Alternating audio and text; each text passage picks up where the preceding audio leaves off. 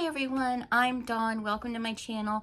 Thank you for visiting with me today. This is Eric. We're going to be talking about the Madeline Soto case.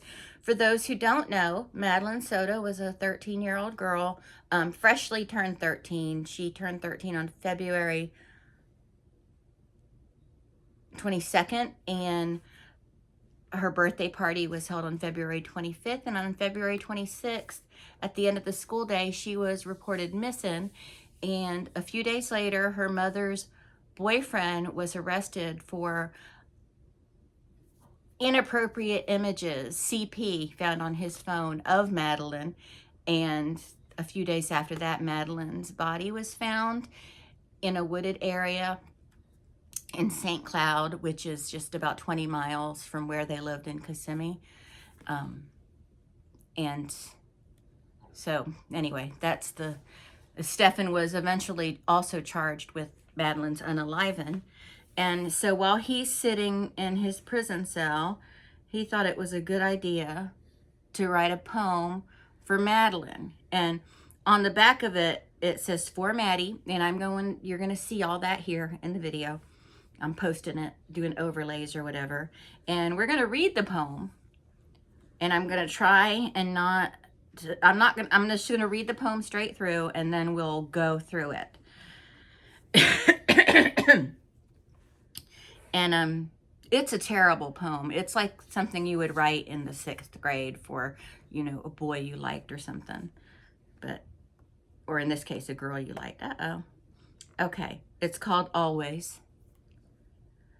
Your hair was like honey, with eyes stormy blue, gone far too soon. I will always miss you.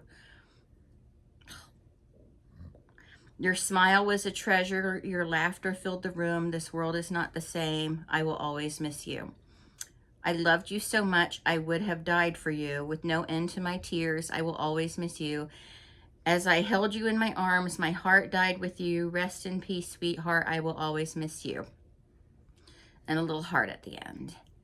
And he wrote this while in jail. They found it in his jail cell.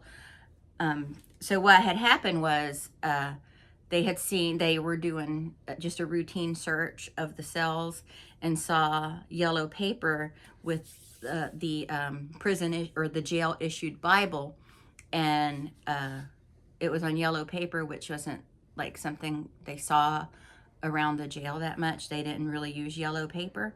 So he was asked where he got the yellow paper. He got it from his attorney. And but anyway, when they saw this poem, they submitted it to the prosecution, and I think that was a good idea. But anyway, I think it's a pretty damning poem.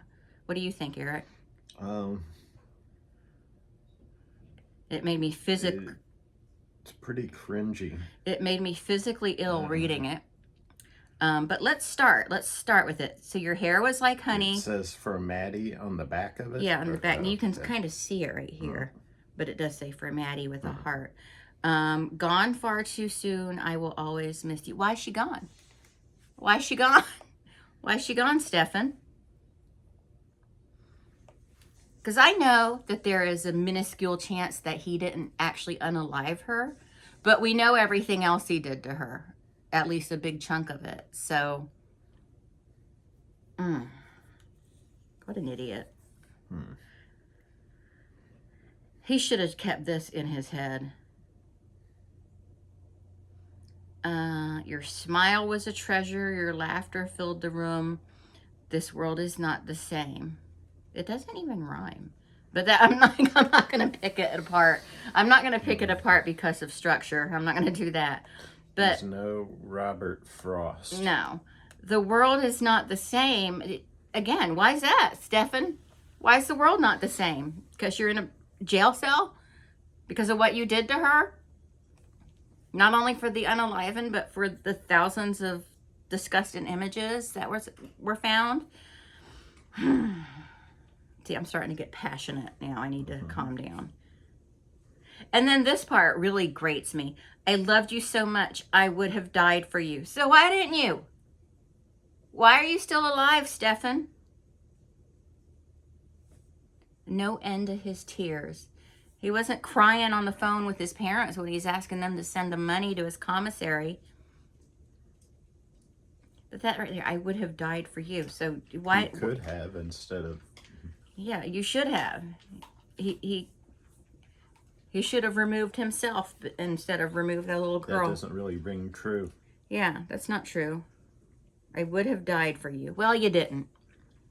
He lacks the courage of his convictions. And this right here, as I held you in my arms, my heart died with you. What does that even mean?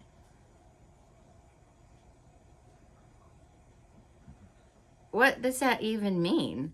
As I held you in my arms, my heart died with you. So he's saying she died in his heart because he. As I held you in my arms, my heart died with you. He's kind of admitting to it right there. Yeah, it seems like he's admitting it right there. He hasn't officially admitted or even said what he thinks happened. No. Or what his story But is. what's interesting about this part is he could be saying someone else did it, like, I don't know, her mom or something. Not saying she did it, I'm just saying it's possible someone else did it. And after that person did it, then he was like all sad and holding her and stuff. But that's very Lifetime movie. I still believe he did it. I still believe he's responsible for the entire thing. I mean, I think mom's responsible to a point because she didn't protect her child from this animal for 5-6 years. No protection. She was just worried about having a boyfriend. Yeah, she just wanted a boyfriend. So that's the most important thing. Yeah. Is that common everywhere, or is that a Florida thing? These I don't know. It's pretty common, I think. yeah. I don't know. You're the girl. Because I watch all the true crime videos, and it just seems like of all the videos I watch where women bring a man into their home that hurts their child, which is like almost every story where a child is hurt. It's like, I know he hurts her, but he's my man. I have a relative like that, not naming names. I have a relative like that. A man is way more important than her children, so I get it. But, I mean, I don't get it. I still don't get it. But, I mean, it's just so gross. It's so gross to me. Kind of like Stephen King was talking about how Harry Potter was a story about courage and friendship and loyalty. And Twilight was about how important it was to have a boyfriend. Yeah, exactly. Molly on the Mammoth Club, she made a good point when she was on a Disney cruise and she was talking about Ariel, the Little Mermaid, and how they watched a retelling of the Little Mermaid on the cruise ship they were on. And she was like, I liked it because it was more about, feeling like you belong somewhere and finding your way in the world. It was more about that than falling in love 15 minutes after you meet a guy. So anyway, I'm meandering. I want to go and read these statements from the prison officials. Where'd it go? So Gavin Fish, I don't know if you watch Gavin Fish, he's wonderful. He titled his video, Stephan Stearns is an idiotic dillhole. Seriously, total dillhole. That's literally what he named his video. Okay, I'm sorry. All right, so I'm going to...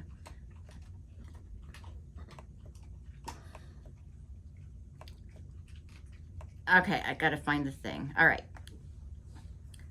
So right here, I can't see the whole name, but the reporting staff was V. Vargas.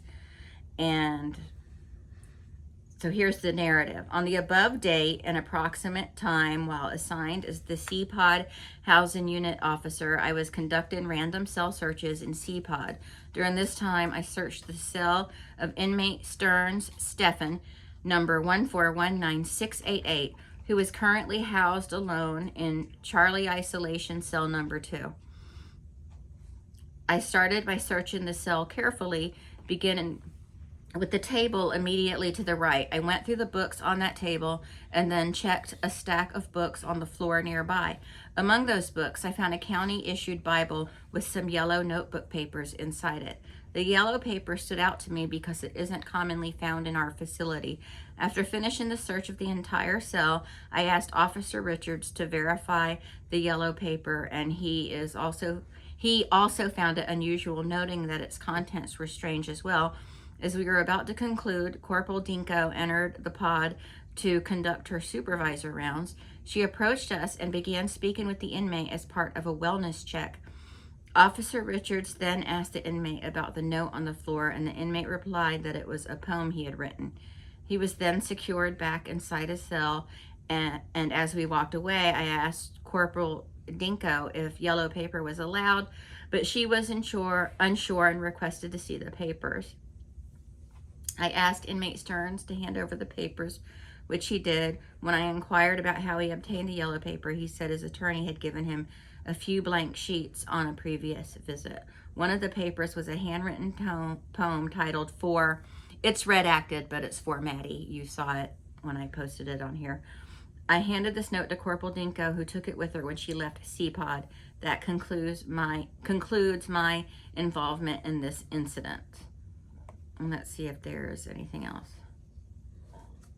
I think this is it. This is the supervisor's review / action. After closely examining the handwritten note, I noticed a few lines that concerned me. I immediately reached out to Counselor Mendoza from Mental Health Services.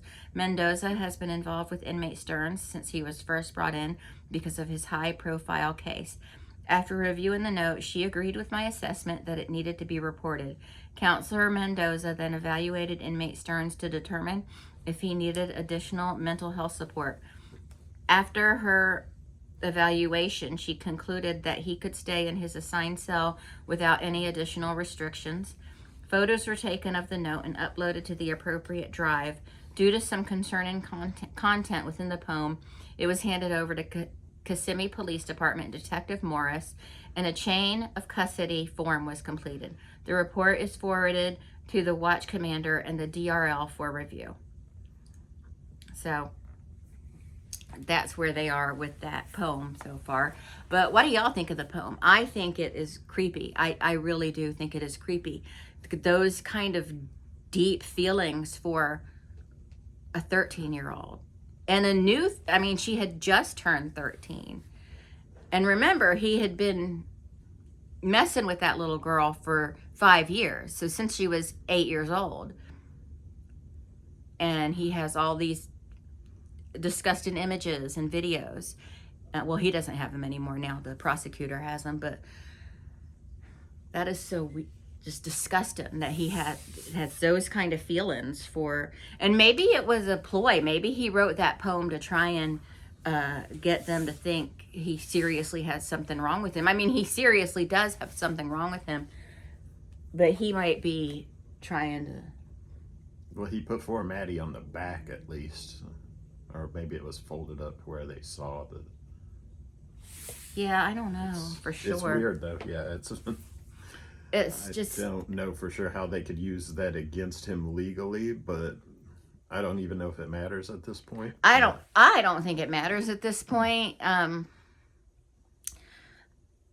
Unless he thinks it might help with an insanity plea or something, but maybe he was that's not how the insanity plea works.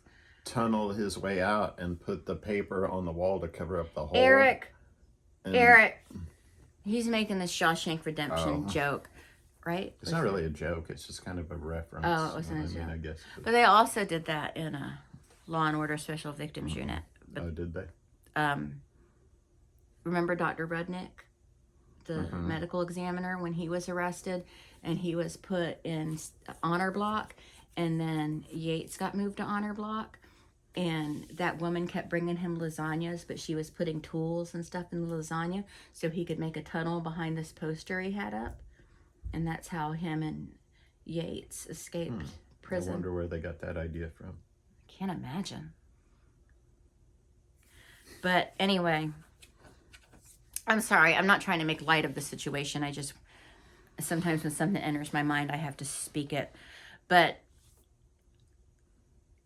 yeah, that poem is gross. It's disturbing. It was making me physically ill reading it, knowing what it was. I mean, it sounds like a 14-year-old boy that had a crush on Maddie wrote it for her.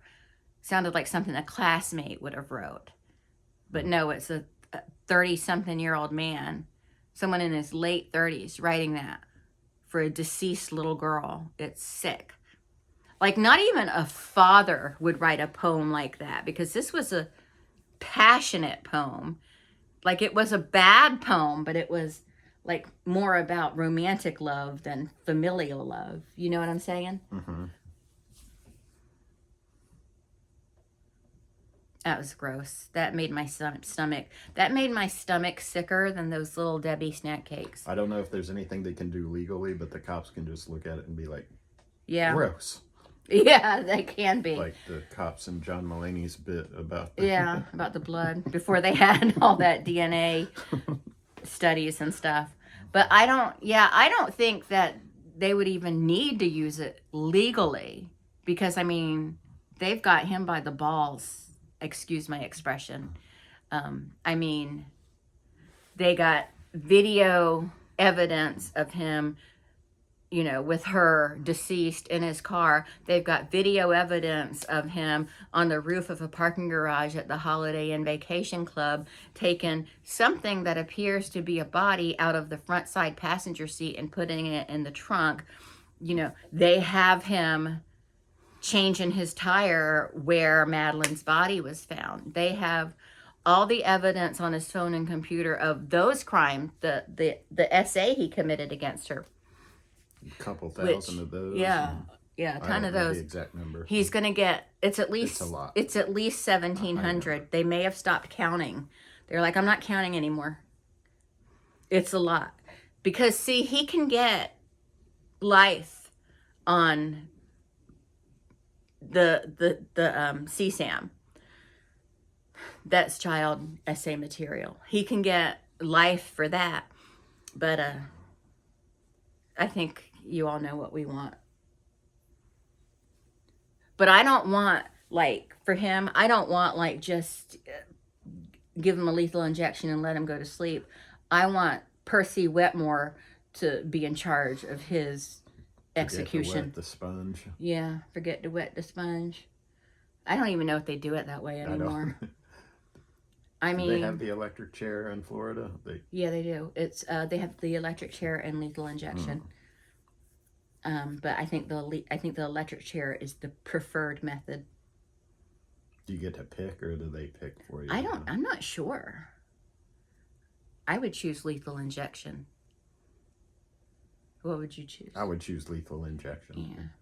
Hopefully And then I won't ever have to make that choice. I was reading, like, for people who are in death row in Florida, like, about their last meal. They can get whatever they want for their last meal, as long as it's easy to get and is less than $40. That's not anything you want. That doesn't cover it. I just want something that takes a really long time to eat.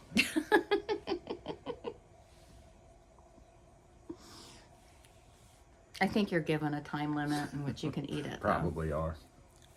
Golden Corral buffet. They have to be able to bring it to you. Yeah. Yeah.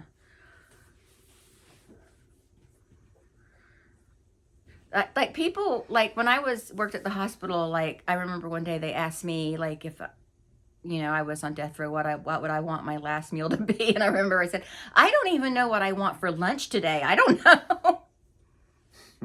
How am I going to know what I want then? You know? Mm-hmm. I probably had a grilled cheese sandwich. The hospital made good grilled cheese sandwiches. But yeah. I probably wouldn't feel much like eating anyway. Yeah. But by that point, I probably would have made peace with it, I guess. That one comedian, I can't remember who it was, and this is gross, but he said he would get something that would result in a mess afterwards. Because, you know, you void when the time comes. Anyway, we're taking this in a weird direction. I'm sorry. But yeah, that poem was weird. That poem was creepy. It was weird. It was... The whole situation is really strange. Just Yeah. the way everybody is acting. Like, And what is your opinion on the mom? Do you have an opinion about the mom, or do you not know enough about? she's an idiot. Yeah. She's kind of responsible, partially. Yeah. I think. I think so too. I'm not sure if she's Criminally legally or criminally responsible. possibly. See, that's the thing. People are so impassioned about this. They want her arrested and charged, but nobody can give me an intelligent reason why. They can just say things like, well, she's responsible for what happened to that little girl. Yes, she absolutely is. Absolutely. But can you intelligently explain to me in legal terms what she should be charged with? I think definitely neglect. I think aiding and abetting Stearns by allowing... What do you think of, like, if we had a daughter and and we weren't together, and I had a boyfriend, and I sent our daughter to sleep in the same bed alone with our boyfriend, wouldn't you have something to say about that? Yeah. Not our boyfriend, my boyfriend. I mean, that's just nasty. You know? She's atrocious. But anyway, yeah, I think she's responsible. I think if the police really wanted to, they could find something to charge her with. Now, people are still talking like, well, she'll get arrested when this is all over and the trial's over. I don't think she will be.